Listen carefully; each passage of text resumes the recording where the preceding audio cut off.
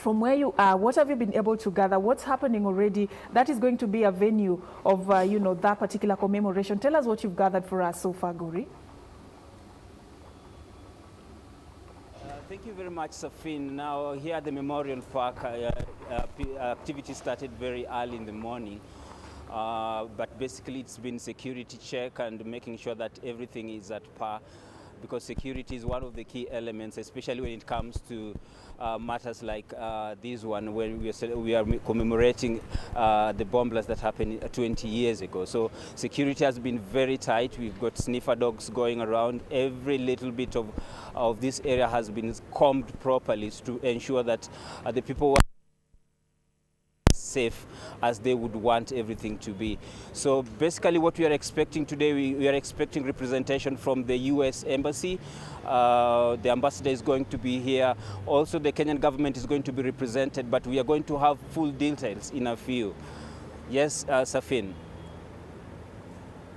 Hear me, just quickly, tell us if you've been able to interact with anybody at the ground, and if we should be expecting anything in terms of, some of the survivors that also will be attending this particular event, Guri. Yes, Safin, so far what we have, the information we have is a number of people have been invited, but so far we haven't seen any coming in. The seats are still empty, because I think they're going to be here around 8. That's approximately the time the program is going to begin. But we have information that a number of the survivors are going to be here. The families of those who passed on during the tragedy are also going to be here. And of course, representatives from different levels of government representation, and even the US, as I had said, the US Embassy is going to have a number of people here who are going to represent the US. And then Kenya also is going to be represented on an equal measure.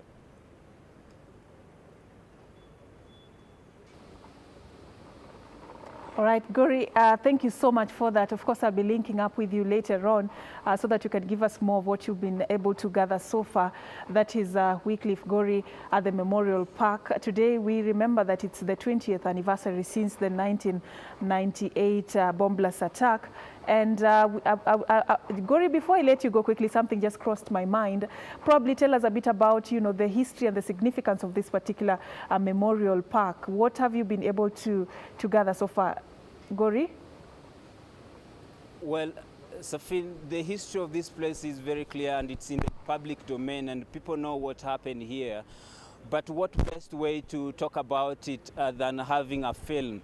In this regard, there's a filmmaker who has been following up and doing something just to show people how people moved the 20 years, what has been happening all through. So if time will allow me, I'm going to bring him in so that we can have the conversation. It's better to hear this from him because he has done research, he has done a film on this, so it's better for me to interview him. So I'm talking about none other than Brett Bittner. Yes. Welcome to Good Morning Kenya. Hey, thank you so much. So give us a synopsis of the film and how it's bringing the aspect of today's event. Absolutely. So I was commissioned by the park here to put a film together, and there's been a lot of short documentaries or news stories done on the event.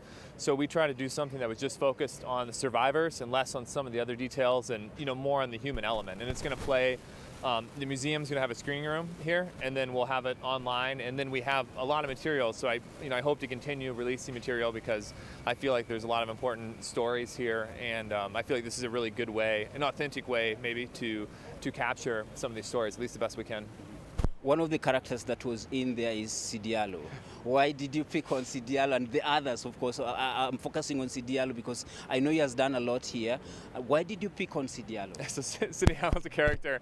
I mean, it's impossible. This is it affected so many people. So the idea as a filmmaker coming in and trying to choose a few people, because it's a short film, a select few to represent such a huge event is incredibly difficult. And I'm not at all saying that I'm representing, everyone that was affected by the blast, but we try to choose people that, had struggled, and to show people who are still struggling, and to show people that had moved on. And, I think Douglas is a good example of someone who, was blinded, something that a lot of people might not take the same way he took, and to be able to turn that, into an extraordinary adventure career and all of the I mean, you explain to people what Doug does. They're like, what? Tell me that again? He biked from where? Yeah. People they don't believe it. So, yeah, I mean, Douglas is an easy choice, and I think he's a good representative of the survivors and one of the founders of the survivors organization. I mean, just his story of, I believe one of the main things that brought him out of his dark state was helping the other victims. And they're all in the hospital together, and they had a community. And then when they started leaving the hospital, they needed someone to bring them together and to advocate for them. And, Douglas founded, or was one of the first leaders, I believe, of this organization, which, is an important point, I think, in the survivors, the story of the recovery, the history of the recovery, I think is the survivors group. Why do you think this day is significant to Kenyans and the US together? Well, I mean, to take time, I think it's easy to forget about these events, especially, in the context of everything that's happening in our world. Sometimes, we can learn from our past mistakes, not just security, but, how we recover and how we treat each other, and thinking about ways that we can, bring peace into our world. So I think having these days to just stop and think a little bit and to reflect and think critically, not think about politics or some of these other noise, and just think about what happened, what are some of the things that, have come from this, and what are maybe some of the ways we can prevent it and the ways we can, learn to move on in our own lives. And I think treat people with respect, is probably a, foundation of it all, of course. While you're doing this film, what are some of the challenges that you incurred? Because I believe there must be challenges, especially in filmmaking. I mean, it's an incredible honor to be able to, to have this honor to use my career, my skills to help share this story. And it's a great responsibility. So, trying to choose, like I said, there's so many people that are affected by this. So trying to fit that into a 15-minute film is impossible. So, I just try to do the best I can, and I just try to be as honest as possible. There's always opportunities to maybe make something a little bit flashier or do things one way or another. And I think anytime I was trying to make a decision, I just tried to think, what's the most honest way to tell this story? But the logistics. I mean, there's so many people. I've never done a project that's has this many individual people involved, from the survivors organizations to the U.S. government, and in Tanzania, the U.S. government in America, the U.S. government in Kenya. I mean, the amount of emails, like tenfold over anything I've done. So it was a learning experience, but definitely a challenge to try to track down all this footage. Trying to get all the licenses from local stations or the Associated Press, or just calling people. Hey, were you there? Do you have a photo? It was definitely a challenge. The people who went through this, some of them passed on. Yes. And then there are those people who came out with injuries, and maybe there are persons with disabilities at the moment as we speak. There has been an issue about their compensation. Do you believe, from what you've experienced with the team that you are working with in the film, do you think that these people should be compensated? Well, sure. I mean, of course.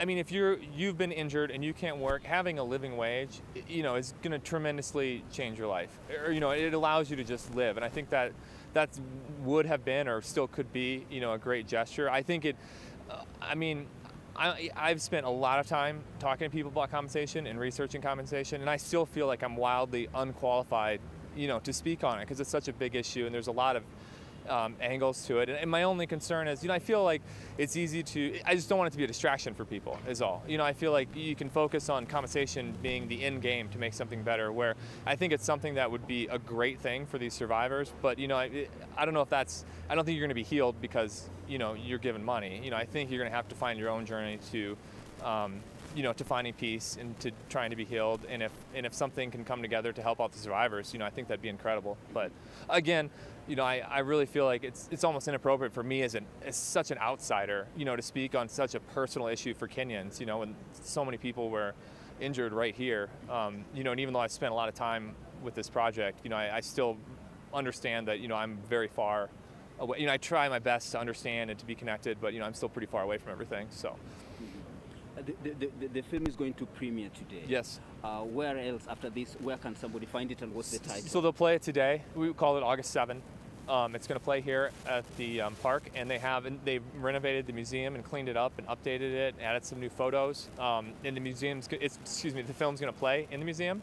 And then we have some other material and some other people we've interviewed, and we're going to have their films play eventually in the museum as well. And it'll be online if you go to the museum site. They'll link to it, and we'll have a nice way that the survivors or anyone who's interested can watch the film. And I hope that you have the film for anyone who's interested in it, but I think there's a lot of people like myself who are very interested and want to go deeper. And we have these other stories, some of the interviews, and some of the people we couldn't fit in the film. I mean, there's some really powerful stories that aren't in the film, so I'm very excited to share those, because I think they're really important, like I said, for not just remembrance, but so we can learn from our past mistakes and learn how to be better people to each other.